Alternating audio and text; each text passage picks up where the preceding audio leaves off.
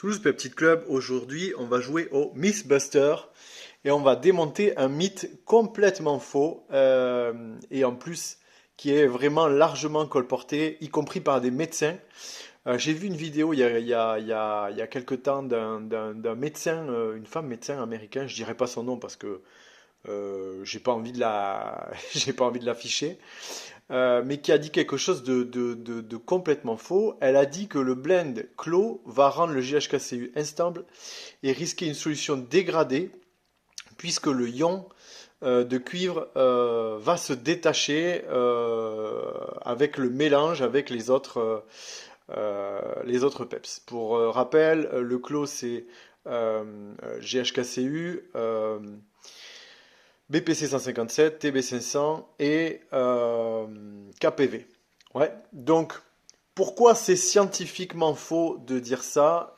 C'est très simple parce que le complexe GHKCU lui-même est extrêmement stable grâce à une affinité de liaison très élevée pour le cuivre et les solutions comme clos sont formulées et stockées précisément pour préserver cette intégrité.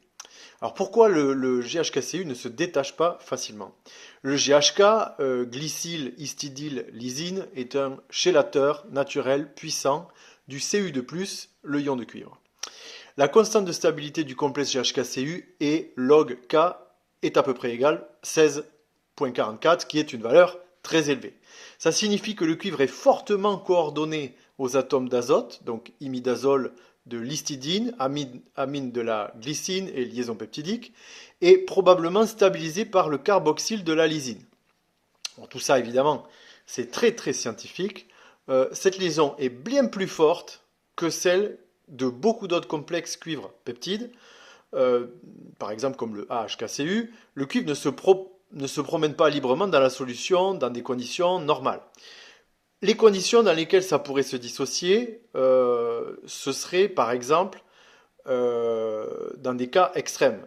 Si on avait un pH inférieur à 4, ouais, les protons concurrencent le cuivre pour les sites de liaison. Donc, voilà, on pourrait aussi avoir une présence de chélateurs forts concurrents, par exemple le DTA.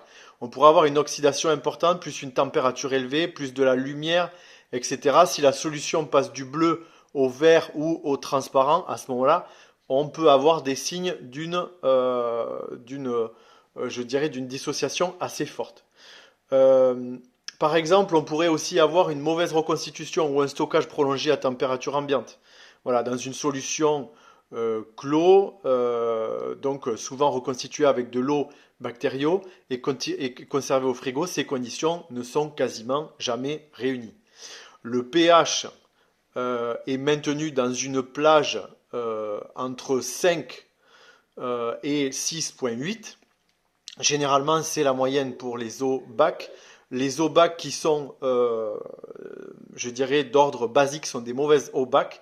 Mais je dirais entre 5 et 6,8, eh bien, on n'a pas de problème. Le stockage recommandé entre 2 et 8 degrés minimise l'oxydation et l'hydrolyse.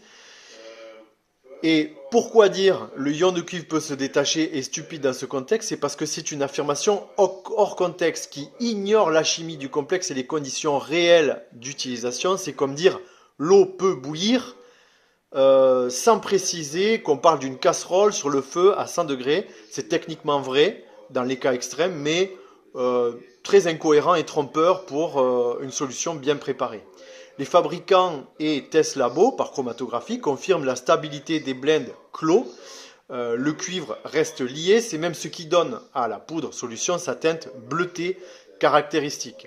Si le cuivre se détachait massivement, le produit perdrait alors son activité biologique et on le verrait à la couleur et au test, évidemment. En résumé, dans une solution clos correctement reconstituée et stockée, le cuivre ne se détache pas de manière significative. Prétendre le contraire sans mentionner les conditions extrêmes nécessaires est soit de l'ignorance de la chimie, soit une exagération pour semer le doute.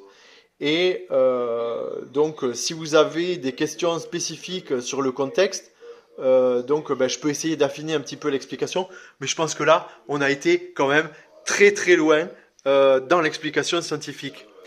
Voilà, c'est un mythe qui est officiellement débunké pour le clos. Je vous souhaite à tous une excellente journée et surtout, hydratez-vous.